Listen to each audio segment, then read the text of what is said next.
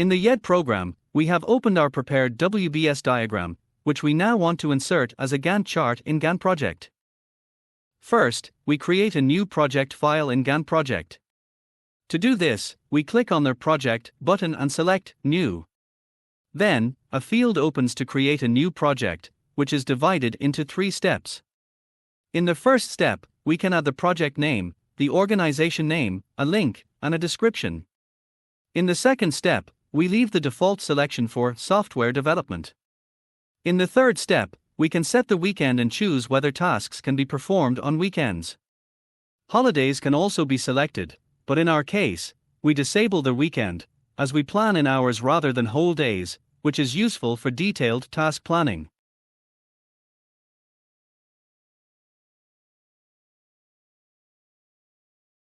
Once the preparations are done, we create a new task in the left panel by right-clicking. We rename this task to match our project, as it will contain our entire project.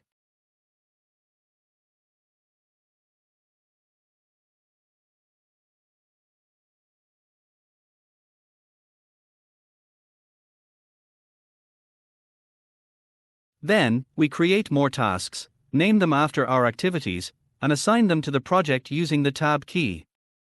We repeat this process for all tasks.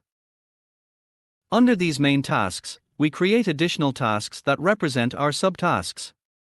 These can be moved around under the main tasks as needed.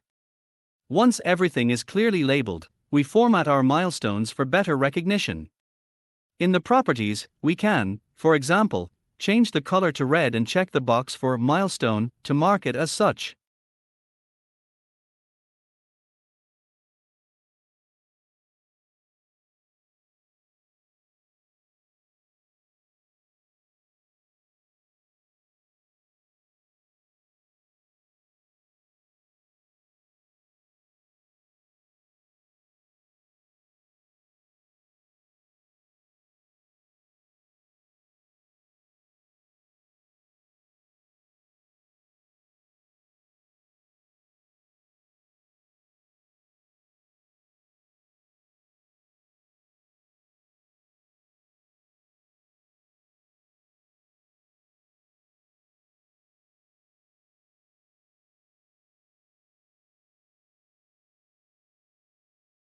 Next, we move on to resource planning, meaning our employees and, for more complex projects, also technical equipment, computers, rooms, or tools.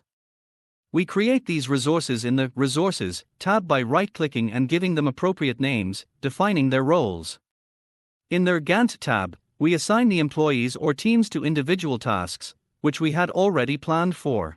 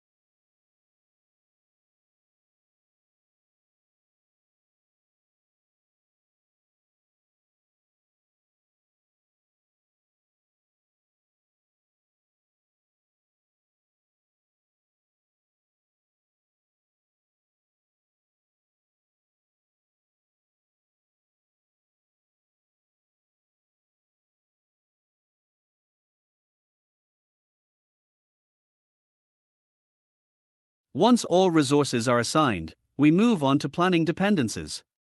Here, we define which tasks must be done sequentially and which can be done in parallel. Using the mouse, we draw dependency arrows from one task to the next. The most important points are our milestones, which should always come at the end of a sequence.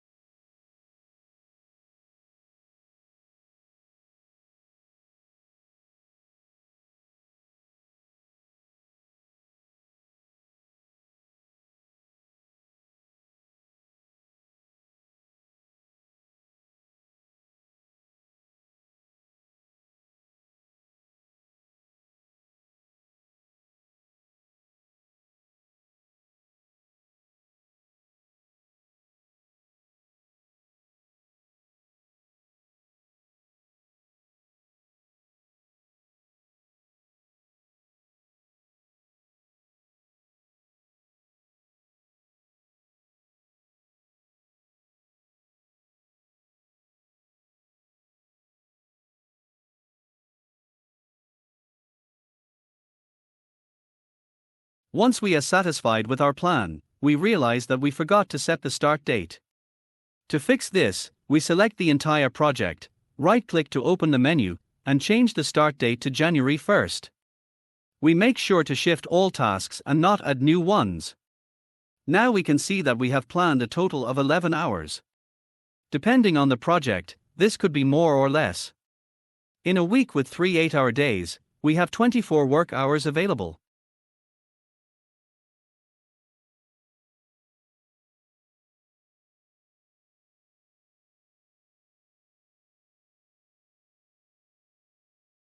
An important tool in GanttProject is the comparison between planned hours and actual hours worked.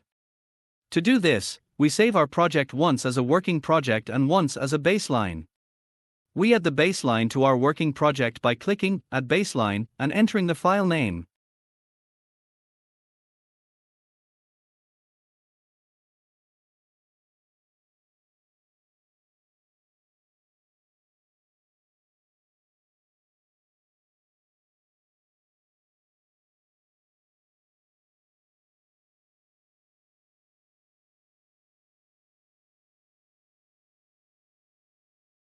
Now, when we display the critical path, nothing significant happens at first.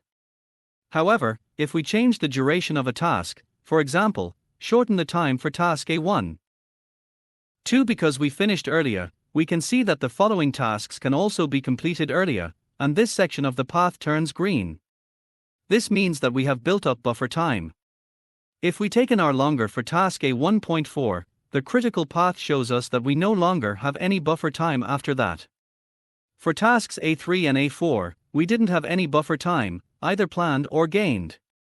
If we take an hour longer for task A3, the critical path will turn red, indicating that we need more time, money, or better resources to complete the project on time.